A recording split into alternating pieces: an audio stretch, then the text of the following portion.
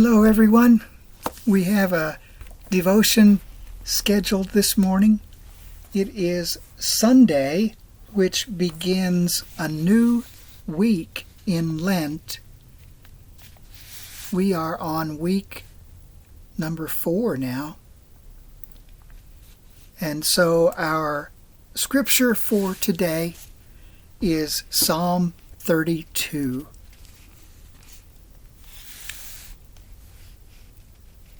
We'll read the whole psalm together, beginning verse 1.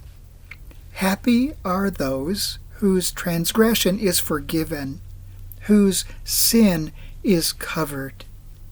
Happy are those to whom the Lord imputes no iniquity, and in whose spirit there is no deceit. When I kept silence, my body wasted away through my groaning all day long. For day and night your hand was heavy upon me. My strength was dried up as by the heat of summer. Then I acknowledged my sin to you, and I did not hide my iniquity. I said, I will confess my transgressions to the Lord, and you forgave the guilt of my sin. Therefore, let all who are faithful offer prayer to you at a time of distress. The rush of mighty waters shall not reach them. You are a hiding place for me. You preserve me from trouble. You surround me with glad cries of deliverance. I will instruct you and teach you the way you should go. I will counsel you with my eye upon you. Do not be like a horse or a mule without understanding, whose temper must be curbed with bit and bridle, else it will not stay near you. Many are the torments of the wicked, but steadfast love surrounds those who trust the Lord, who trust in the Lord. Be glad in the Lord and rejoice, O righteous, and shout for joy, all you upright in heart. May God add his blessing to the reading of his word. Forgiveness is simply the most powerful thing in the world. Most people never realize that. More's the pity. In fact, there are many cultures in which forgiveness is seen as a sign of weakness, and compassion is regarded as just being wet and wishy-washy.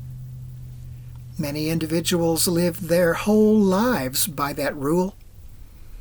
They don't want to offer forgiveness and compassion to other people, and they certainly don't want to admit that they need it themselves.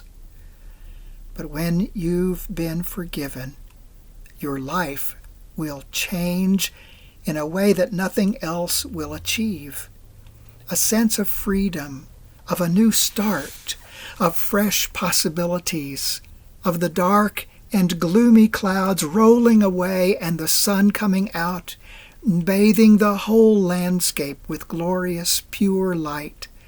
It's as though you've been trying to listen to some great music, but the electrical system is messed up and the speakers aren't working properly and the whole thing is crackling and popping, and then, suddenly, somebody fixes it, and the room is filled with a glorious sound. You'd forgotten it could be like that. Lent is a great time to do the spring cleaning, to go looking into the dark corners of the heart and mind and life, to see where the dust has been getting in, where spiders have left cobwebs, where items that should have been washed and cleaned and put away properly are lying around under the furniture. You may need some help with this, and that's what clergy, spiritual directors, and other pastors are there for. But in particular, you need the encouragement of scriptures like Psalm 32, reminding you that it's worthwhile, that whatever grubby corners you come across can be cleaned up and made into places of beauty. Refusing to confess sin really does cramp your style, spiritually, psychologically, and perhaps physically too. See verses 3 and 4. But there's more. Once the room is swept and clean, we find it